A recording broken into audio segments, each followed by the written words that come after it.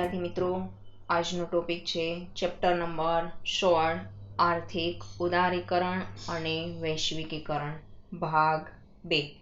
આપણો આજનો મુદ્દો છે આર્થિક ઉદારીકરણ. આગળના વિડિયોની અંદર આપણે પ્રસ્તાવના જોઈ ગયા છીએ. હવે આર્થિક ઉદારીકરણ છે શું? હવે પ્રશ્ન સ્વરૂપે પૂછાય તો એ 3 ગુણનો પ્રશ્ન છે. હવે પ્રશ્ન સ્વરૂપે પૂછાય તો તમને 2 પ્રશ્નના સ્વરૂપ અહીંયા આપું છું. આર્થિક ઉદારીકરણની નીતિ અન્વયે એટલે મુજબ કયા કયા સુધારા અપનાવવામાં આવ્યા? સેકન્ડ અથવામાં ભારત સરકારે આર્થિક ઉદારીકરણની નીતિનો અમલ કઈ રીતે કર્યો? ટૂંકમાં સ્વરૂપે પૂછાય તો હેડિંગ જ પૂછાય કે ભારતમાં આર્થિક ઉદારીકરણની નીતિ સમજાવો. હવે આ પ્રશ્ન 3 ગુણનો પ્રશ્ન છે. 3ની જગ્યાએ 2 ગુણમાં પણ એ પૂછી શકે. હવે પેલું જે સેન્ટેન્સ આપ્યું છે એનો અર્થ છે ઉદારીકરણ એટલે શું અથવા ઉદારીકરણ કોને કહેવાય છે એની વ્યાખ્યા આપી છે.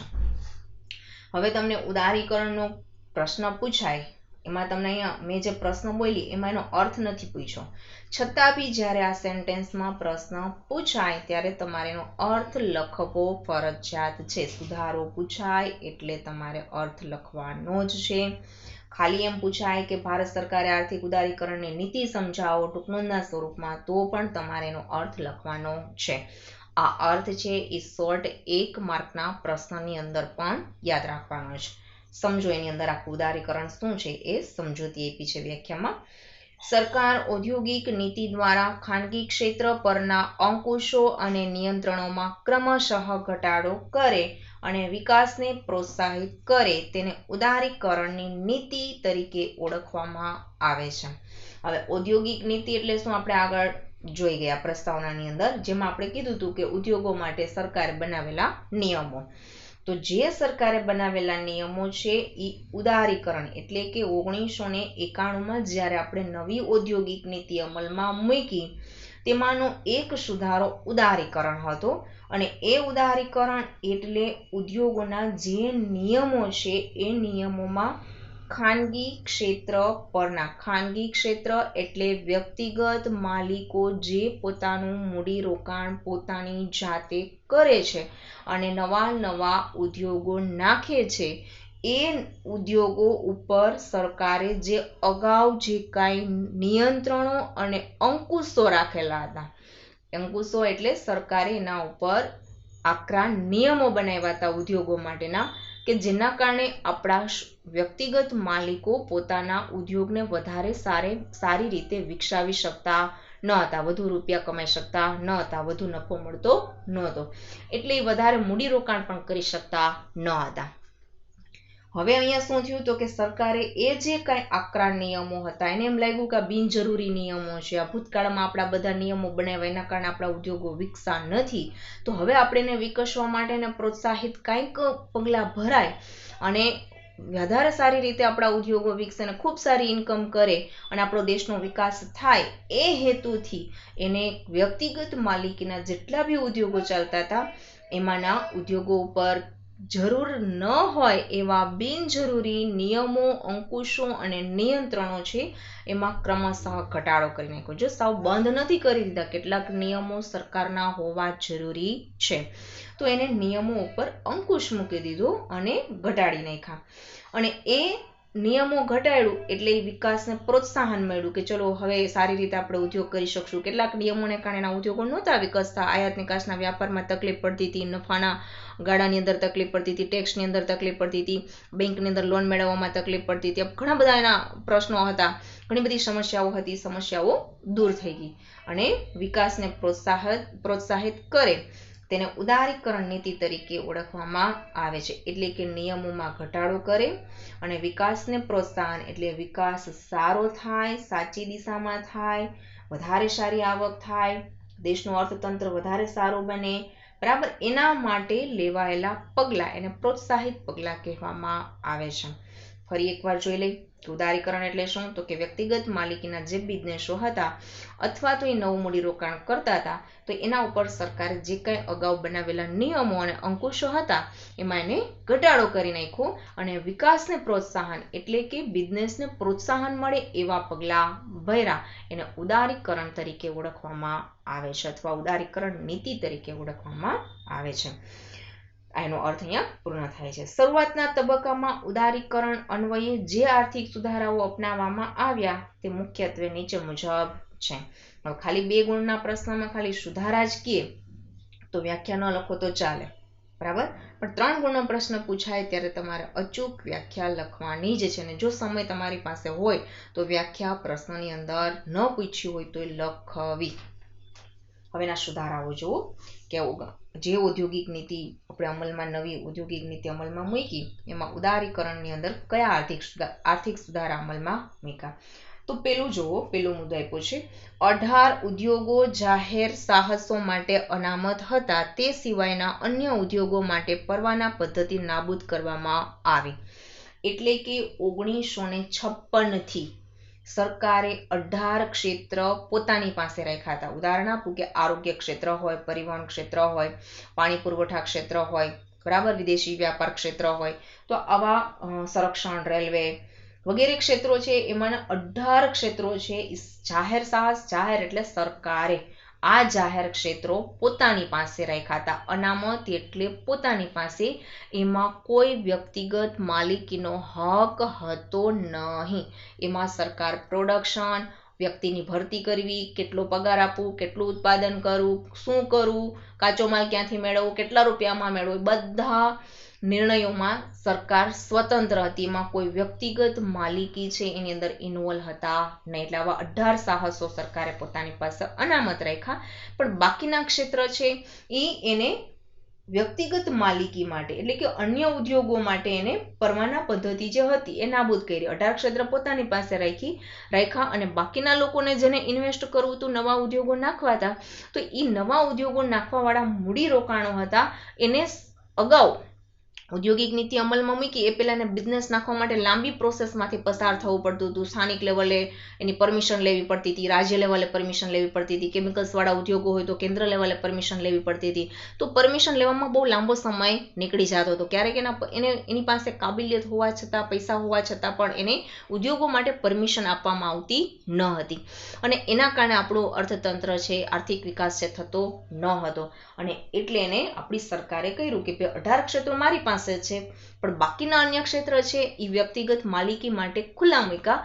અને અન્ય ઉદ્યોગ સાહસિકો હતા એને કહી દીધું કે હવે તમારે ઉદ્યોગો નાખવા હોય તો તમારે પરમિશન લેવાની જરૂર નથી. હા, કેમિકલ્સ વાળા ઉદ્યોગો હોય તો પરમિશન લેવી પડે, પ્રદૂષણ ફેલાવતા ઉદ્યોગો હોય તો પરમિશન લેવી પડે, પણ બાકીના ઉદ્યોગો માટે એને પરમિશન પ્રથા રદ કરી દીધી. એટલે હવે ઉદ્યોગો માટે સરળતા રહી ગઈ કે હવે આપણે પરમિશન લેવાની જરૂર નથી, એટલે આપણે ઉદ્યોગો આરામથી નાખી શકીએ છીએ.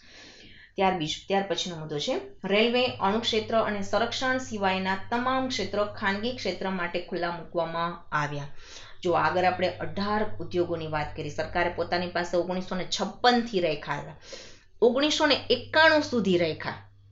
પણ સરકારને ખબર પડી કે આપણે રાખેલા 18 ક્ષેત્રમાં બધી જગ્યાએ આપણે વ્યવસ્થિત એક સરખું ધ્યાન આપી શકતા નથી. એના વિકાસ માટે આપણે જે બી પ્રયત્ન કરીએ છીએ એટલા ઓછા છે, એટલે વિકાસ પણ થતો નથી. સરકાર એટલું મૂડીરોકાણ પણ કરી શકતી ન હતી અને વ્યક્તિ પાસે એટલું સારું, ચોખ્ખું, વ્યવસ્થિત વધુ કામ પણ લઈ શકતી ન હતી. એટલે સરકારે રેલવે આજે પણ કેન્દ્રના હાથમાં છે, અણુક્ષેત્ર, અણુનું ઉત્પાદન, અણુક્ષેત્રના ઉત્પાદન જે કાંઈ છે એ પણ સરકાર પોતાની પાસે રાખ્યા. અને સંરક્ષણ છે એ આખું ક્ષેત્ર સરકારે પોતાની પાસે રાખ્યું. બાકીના ક્ષેત્ર સરકારે ખાનગી ક્ષેત્ર માટે ખુલ્લા મૂક્યા. આ 3 ક્ષેત્રને અગાઉ જે કીધું કે 18 ક્ષેત્ર હતા પણ 1991 સુધી 18 ક્ષેત્ર એની પાસે હતા, પણ સરકારને એમાં સારો વિકાસ ન જણાતા એને બધા 3 ક્ષેત્ર પોતાની પાસે રાખીને બાકીના ક્ષેત્ર એને વ્યક્તિગત માલિકી માટે, ખાનગી ક્ષેત્ર માટે ખુલ્લા મૂકી દીધા. હવે તમારે આ ઉદ્યોગ માટે, આ ક્ષેત્ર માટે મૂડીરોકાણ કરવું હોય ને તમે એનું સંચાલન કરવા માંગતા હોય તો તમે કરી શકો છો, બરાબર. સરકારે એમને ખાનગીકરણ કરી નાખ્યું ને એક ક્ષેત્રો ખાનગી વ્યક્તિને સોંપી દીધા. ત્રીજો મુદ્દો છે ઉદ્યોગો માટે ફરજિયાત નોંધણી પ્રથા છે એ રદ કરવામાં આવી. જે ઉદ્યોગો નાખીએ તો એને રજીસ્ટ્રેશન કરાવવું પડતું, હવે એ ના પાડી દીધી કે 1991 પછી ઉદારીકરણની નીતિ મુજબ કે હવે ઉદ્યોગો માટે રજીસ્ટ્રેશન કરાવવાની જરૂર નથી. ત્યાર પછી પ્રદૂષણ ન ફેલાય અને પર્યાવરણ માટે જોખમી ન હોય તેવા ઉદ્યોગો સ્થાપવા માટે કેન્દ્ર સરકારની મંજૂરી મેળવવાની જોગવાઈ પણ રદ કરવામાં આવી. જે ઉદ્યોગો કેમિકલ્સને લગતા ન હોય, જો દવાને લગતા હોય, જંતુનાશક દવા હોય, ફાર્મસી ને લગતા ઉદ્યોગો હોય, બરાબર, કેમિકલ્સને લગતા ઉદ્યોગો હોય, તો એવા ઉદ્યોગો માટે સરકાર પાસે પરમિશન લેવી પડશે. પણ જે પ્રદૂષણ ન ફેલાવતા હોય, પર્યાવરણ માટે જોખમકારક ન હોય, આરોગ્ય માટે જોખમકારક ન હોય, તો એવા ઉદ્યોગોને નાખવા માટે તમારે કેન્દ્ર સરકાર પાસે મંજૂરી લેવાની જરૂર નથી. તમે તમારી સ્થાનિક સરકાર પાસે મંજૂરી લઈ અને ઉદ્યોગો નાખી શકો છો. એટલે આવા સુધારા કરવાથી આપણા આર્થિક ક્ષેત્રો એટલે કે ઉદ્યોગોના જે ક્ષેત્રો હતા એમાં ઘણું બધું પરિવર્તન. ત્યાર પછીનો મુદ્દો છે ઉદારીકરણના લાભો અને ગેરલાભો. પ્રશ્ન પૂછાય ઉદારીકરણના લાભનું, તો પ્રશ્ન એમ પૂછાય કે આર્થિક ઉદારીકરણનો અર્થ આપી તેના લાભ જણાવો. 3 ગુણનો પ્રશ્ન થયો. અથવા એમ પૂછાય કે આર્થિક ઉદારીકરણના લાભ અને ગેરલાભ જણાવો, ફાયદા અને ગેરફાયદા જણાવો. બરાબર, કે શબ્દ એમ પૂછે કે લાભાલાભ જણાવો. બરાબર, તો 3 ગુણનો પ્રશ્ન થયો. લાભાલાભ એટલે લાભ અને ગેરલાભ બંનેનો સમાવેશ એની અંદર થાય છે. આ ઉદારીકરણ વાળો પ્રશ્ન છે બોર્ડની અંદર આ 2019ની માર્ચની એક્ઝામમાં પૂછાઈ ગયેલો પ્રશ્ન છે. એટલે 3માંથી ખાનગીકરણ છે, વૈશ્વિકીકરણ છે, ઉદારીકરણ છે, 3માંથી કોઈ એક ટોપિક પૂછાવાની શક્યતા પણ રહે. એટલે મુદ્દા ઉપર ધ્યાન રાખજો અને વિડીયોને અંત સુધી જોશો. જો હજુ સુધી તમે મારી ચેનલને સબસ્ક્રાઇબ ન કરી હોય તો સબસ્ક્રાઇબ કરો, લાઇક કરો, શેર કરો અને બેલ આઇકન ઉપર ક્લિક કરો, જેથી અમારા તમામ વિડીયો જલ્દીથી અમે તમારી સુધી પહોંચાડી શકીએ. ઉદારીકરણના લાભની વાત કરી દઈએ. પહેલો લાભ શું છે? જો અર્થ છે એ આગળના મુદ્દામાં આવી ગયો. આગળ આપણે જે વાત કરી આર્થિક ઉદારીકરણના સુધારામાં અહીંયા અર્થ આપેલો છે, એ અર્થને અહીંયા એડ કરી દેવાનો છે. હવે પેલો મુદ્દો જોઈએ છે કે એનાથી આપણને લાભ શું થયો. તો ઉદારીકરણના પરિણામે ખાનગી ક્ષેત્રને મુક્ત વિકાસની તકો પ્રાપ્ત થઈ, જેથી ઉત્પાદનમાં વધારો થયો. હવે અહીંયા કહેવાનો મતલબ એ છે કે આપણા દેશની અંદર ઉદારીકરણની નીતિ અપનાવી એટલે ખાનગી ક્ષેત્ર, જે વ્યક્તિગત માલિકો હતા કે જેમને મુક્ત રીતે, સ્વતંત્ર રીતે મૂડીરોકાણ કરવાની તક મળી. મૂડીરોકાણ કર્યું એટલે એના ઉદ્યોગોનો વિકાસ થયો, અને વિકાસ થયો તો એ લોકોનો એક ટાર્ગેટ બી હતો, હેતુ બી હતો કે ગમે એમ કરીને ઉત્પાદન વધારવું ને વધુ નફો કમાવો. એટલે ઉત્પાદનમાં વધારો થયો. જે આપણી સરકાર દ્વારા જેટલા એકમો હતા ને ઉત્પાદન જેટલું વધતું નહોતું, એટલું ખાનગી ક્ષેત્ર છે એને જે વિકાસની તક પ્રાપ્ત થાય એમાં એને ઉત્પાદનમાં વધારો કર્યો. ઉત્પાદન વધ્યું એટલે નફો વધારે થયો. નફો વધવાને કારણે વધુ મૂડીરોકાણ કર્યું અને વધુ લોકોને રોજગારી પણ આપી. એટલે ઘણો બધો ફાયદો થયો. ત્યાર પછીનો નેક્સ્ટ મુદ્દો છે ઉદારીકરણની નીતિનો સ્વીકાર કરવાથી વિદેશી વ્યાપારને બળ મળવાનું શરૂ થયું. અહીંયા યાદ રાખવાનું છે વિદેશી મૂડીરોકાણ વધ્યું. જો આ મુદ્દો તમને યાદ ન રહે તો તમારે એમ યાદ રાખવાનું છે કે વિદેશી મૂડીરોકાણમાં વધારો થયો. વિદેશી મૂડીરોકાણ એટલે શું? તો કે વિદેશની કંપનીઓ આપણા દેશની અંદર આવીને રોકાણ કરે. હવે કેવી રીતે રોકાણ કરશે? તો કે આપણો દેશના કેટલાક નિયમો છે એને સ્વીકારવા પડે. બીજા નંબરની અંદર એ જે બી જગ્યાએ આપણા દેશની અંદર ઇન્વેસ્ટ કરશે એટલે કે મૂડીરોકાણ કરશે તો એના કેટલાક પ્રકારો હોય છે.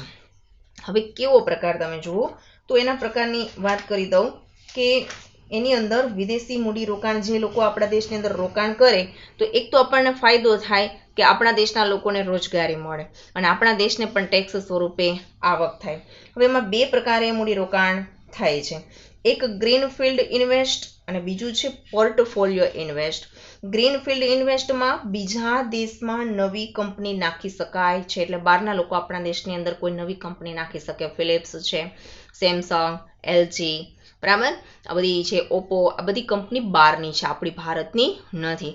જો એના દેશની અંદર એ બનાવે છે પણ એ વસ્તુનું વેચાણ કરવા માટે આપણા દેશની અંદર એજન્સીઓ નાખેલી છે, એ પણ કમાય છે અને આપણા લોકો એજન્સી રાખે છે તો આપણા લોકોને પણ આવક પ્રાપ્ત થાય છે. બીજું પોર્ટફોલિયો ઇન્વેસ્ટ એટલે કે વિદેશી કંપનીમાં શેર ખરીદે છે. હવે આપણે વિદેશી કંપનીનું રોકાણ આપણા દેશની અંદર થાય એના માટે શું કરવું, તો આપણા દેશના કેટલાક વ્યક્તિગત સાહસો કે માલિકો કે અન્ય કંપનીના વ્યક્તિઓ શું કરશે, તો કે વિદેશની કંપની સાથે જોડાણ કરશે. જોડાણ કેવી રીતે કરશે, તો કે એના 5%, 10%, 20% શેર ખરીદી લેશે, બરાબર. અને 5% ખરીદ્યા હોય તો એ કંપનીનો 5% હિસ્સો છે એ આપણા દેશના વ્યક્તિએ ખરીદેલા હોય, જેને ખરીદેલા હોય એ કંપનીની અંદર આપણો હિસ્સો 5% થઈ જાય. 5 એટલે જે વ્યક્તિએ ખરીદેલા હોય એ રીતે. ઉદાહરણ આપું છું કે રિલાયન્સ કંપની કોઈ નવા શેર બહાર પાડે છે, તો નવા શેરની અંદર માનો કે તમે એ શેર છે એ 10% શેર ખરીદી લીધા, 10% શેર ખરીદી લીધા, તો રિલાયન્સ કંપનીમાં એ શેરની અંદર એને જે ક્ષેત્ર માટે શેર બહાર પાડેલા છે એની અંદર તમારો 10% હિસ્સો છે એવું ગણાય છે. એટલે 10% જ્યારે કંપની પ્રોફિટમાં જાય તો તમારા શેરના ભાવ પણ વધે છે, તો તમને 10% જે પ્રમાણે નફો થતો હોય, શેરનો ભાવ જે વધ્યો હોય એ પ્રમાણે તમને બી પ્રોફિટ મળે છે, બરાબર. એટલે વિદેશી મૂડીરોકાણને કારણે આપણા દેશમાં સારો એવો ફાયદો થાય છે. અને વિદેશી મૂડીરોકાણને કારણે આપણા દેશની અંદર વિદેશી વ્યાપારમાં વૃદ્ધિ થઈ, વિદેશી વ્યાપારની સંખ્યામાં વધારો થયો, બરાબર. વિદેશી વ્યાપારના ક્ષેત્રનો વ્યાપ વધ્યો. ત્યાર પછીનો મુદ્દો છે વિદેશી વ્યાપારમાં વધારો થવાથી વિદેશી હુંડિયામણની અનામતમાં વધારો થયો. હવે વિદેશી વ્યાપાર વધ્યો એટલે આપણા દેશની અંદર આવક વધી, તો આપણા દેશને ટેક્સ સ્વરૂપે આવક મળી, આપણા લોકોની રોજગારીમાં વધારો થયો, બરાબર. એટલે દેશને પણ વિદેશી આવકમાં, જે દેશની આવક હોય ને પોતાની રાષ્ટ્રની આવક પણ હોય અને વિદેશની આવક પણ હોય, આંતરરાષ્ટ્રીય આવક પણ હોય, તો આ વિદેશી આવક જે આપણા સરકારના ખાતામાં અગાઉ થતી હતી 1991 પહેલાં, એની કમ્પેરમાં વધારે આવક પ્રાપ્ત થઈ. હવે વધારે આવક પ્રાપ્ત થાય તો આપણી સરકાર નવું ઇન્વેસ્ટ કરી શકે, નવી યોજનાઓ બહાર પાડી શકે, બરાબર. એટલે આપણને, આપણા દેશને ફાયદો થાય. એટલે અહીંયા કહે છે વિદેશી હુંડિયામણ એટલે કે વિદેશી આવક આપણા દેશમાં વધી. ઉદારીકરણને પરિણામે દેશમાં આંતરમાળખાકીય સગવડમાં વધારો થયો. હવે ઉદારીકરણને કારણે શું થયું, તો કે લોકોને વ્યક્તિગત ઉદ્યોગો નાખવાની છૂટી આપી, વિકાસની તકો આપી, નિયમો હળવા કરી દીધા. પણ ઉદ્યોગોને ચલાવવા માટે કેટલીક અમુક ક્ષેત્રો છે ને વિકસાવવા જરૂરી છે, બરાબર. તો કેવા ક્ષેત્રનો વિકાસ કર્યો, તો કે રસ્તા, સિંચાઈ, વીજળી, સંચાર વ્યવહાર, પછી વાહન વ્યવહાર, બેંક, વીમા વગેરે જે ઉદ્યોગો સાથે સંકળાયેલા ક્ષેત્ર છે એનો પણ વિકાસ કરવો જરૂરી છે. એટલે ઉદારીકરણને કારણે આપણા આંતરમાળખાકીય સગવડમાં પણ વધારો થયો, જે ઉદ્યોગવાળાને તો ફાયદો થયો પણ સાથે સાથે આમ જનતાને પણ ફાયદો થયો. ચલો, અહીંયાના 4 ટોપિક પૂર્ણ થાય છે. હવે આવે છે ઉદારીકરણના ગેરલાભ. જો ખાલી ઉદારીકરણના લાભ પૂછાય તો એ 2 જ ગુણનો પ્રશ્ન છે, અને ઉદારીકરણના ખાલી ગેરલાભ પૂછાય તો એ પણ 2 જ ગુણનો પ્રશ્ન છે, બરાબર. પણ 2 સાથે પૂછાય તો યાદ રાખવાનું છે, ફરી એકવાર કહું છું, 3 ગુણના પ્રશ્ન તરીકે પૂછાય. હવે અહીંયા આપણે જોઈએ છીએ ઉદારીકરણના ગેરલાભ. એનો પહેલો મુદ્દો છે ખાનગી ક્ષેત્ર પરના અંકુશો ઘટવા છતાં ઇજારાશાહીના વલણોમાં ઘટાડો થઈ શક્યો નહીં. હવે શું કહેવા માંગે છે, તો કે ખાનગી ક્ષેત્ર પર સરકારનું નિયંત્રણ હતું, નિયમો હતા, અંકુશો હતા, અને સરકારે હળવા કરી નાખ્યા, ઓછા કરી નાખ્યા, બરાબર. પણ સરકાર એવું ઈચ્છતી હતી ભારતમાં ઇજારાશાહી છે એ ઉદ્ભવવી જોઈએ નહીં, ઇજારાશાહી ઘટવી જોઈએ, પણ એની જગ્યાએ પરિસ્થિતિ કેવી થઈ ગઈ, તો કે ઊંધી થઈ ગઈ. ઇજારાશાહીના વલણમાં ઘટાડો થઈ શક્યો નહીં, ઉલટાની ઇજારાશાહી વધી. ઇજારાશાહી એટલે શું, તો કે કોઈ એક કંપની છે મૂડીરોકાણ કરીને ખૂબ રૂપિયા કમાય અને નવું ઇન્વેસ્ટ કરી અને સમગ્ર દેશ ઉપર પોતાનું વર્ચસ્વ જમાવે, એને કહેવામાં આવે છે ઇજારાશાહી, બરાબર. તો ઇજારાશાહીનું ઉદાહરણ તમને ચેપ્ટર નંબર 15માં આપ્યું હતું, પાણીપુરીનું આપ્યું હતું, ટેલિકોમ કંપનીનું આપ્યું હતું, બરાબર, જીઓનું આપ્યું હતું, ટાટા કંપનીનું આપ્યું હતું, રેલવેનું આપ્યું હતું. તો તમને ખબર પડી જશે કે ટાટા કંપની અત્યારે છે તો ટાટા કંપની લોખંડ પોલાદ ઉદ્યોગની અંદર સમગ્ર ભારત ઉપર ઇજારો ભોગવે છે, કાં તો કે એની સામે એટલું ઇન્વેસ્ટ કરી શકે ને એટલો મોટો ઉદ્યોગ ચલાવી શકે, એક ક્ષેત્રની અંદર જ ઉદ્યોગ ચલાવી શકે એવો કોઈ રોકાણકાર નથી. એટલે લોખંડ પોલાદ ઉદ્યોગની અંદર ટાટા કંપની ઇજારો ભોગવે છે. એવી જ રીતે આપણે આગળ મેં હમણાં તમને વાત કરી કે ભાઈ ટેલિકોમ કંપનીની અંદર જીઓ કંપની છે એ ઇજારો ભોગવી રહી છે. શું કામે? તો કે અત્યારે એરટેલ છે, વોડાફોન છે, યુનિનોર છે વગેરે જેવા જે બધા કંપનીઓ છે એ મર્જ થઈ ગયા છે. એક થઈ ગયા હોવા છતાં બી જીઓની કંપનીની સ્પર્ધામાં એ ટકી શકે તેવી તાકાત નથી. શું કામે? તો કે સૌથી વધારે કસ્ટમર અત્યારે જીઓના જોવા મળે છે. એટલે અત્યારે ભારતની અંદર ટેલિકોમ કંપનીમાં જીઓ છે એ ઇજારો ભોગવે છે એવું કહેવાય. શું કામે? તો કે સૌથી વધારે ટેલિકોમ કંપનીની અંદર આવક છે એ જીઓને થઈ રહી છે. એની પ્રતિસ્પર્ધાની અંદર કોઈ સામે ટક્કર લઈ શકે એવી કોઈ કંપની નથી. હા, ભવિષ્યમાં આવી શકે કોઈ નવી કંપની, પણ હાલની અંદર નથી. બરાબર?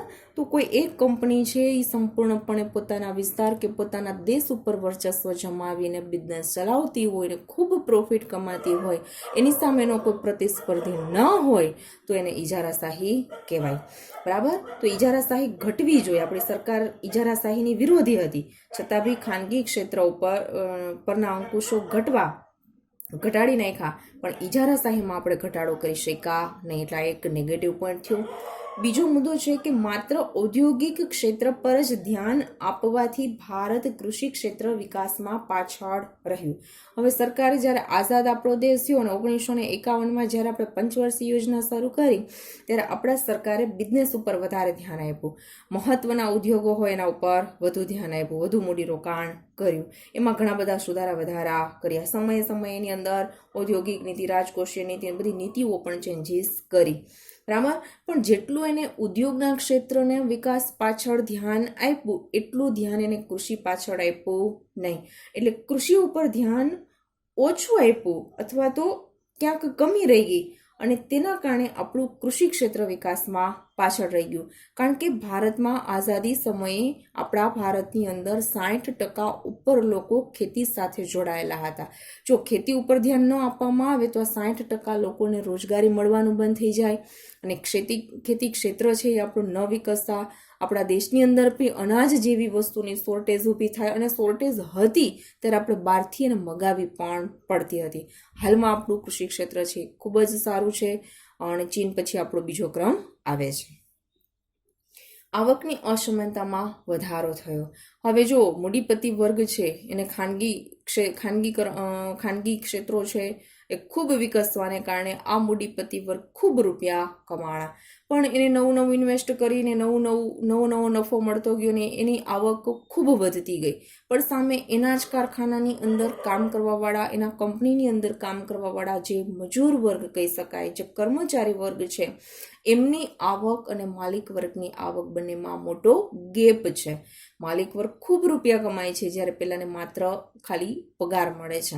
એટલે જે બે વચ્ચે ગેપ સર્જાણો, એટલે એના માટે શબ્દ વપરાય છે અસમાનતા. એટલે બે વર્ગ ઊભા થયા, ઉચ્ચ વર્ગ અને નિમ્ન વર્ગ. આ બે વર્ગ ઊભા થાય ને બે વચ્ચે જે અસમાનતા સર્જાય, એ આવકની અસમાનતા કોઈ બી દેશ હોય, વિકસિત દેશ માટે નુકસાનકારક હોય અને વિકાસશીલ દેશ માટે પણ નુકસાનકારક હોય. ત્યાર પછીનો મુદ્દો છે આયાત વધવાથી અને નિકાસો ઘટવાથી વિદેશી દેવામાં વધારો થયો. હવે બીજી કન્ડિશન શું સર્જાણી? તો કે ભાઈ ઉદારીકરણને કારણે આપણે વિદેશી મૂડીરોકાણ સ્વીકાર્યું. બરાબર? આપણા ઉદ્યોગ બી વિદેશની અંદર આપણે પણ નાખતા હશું.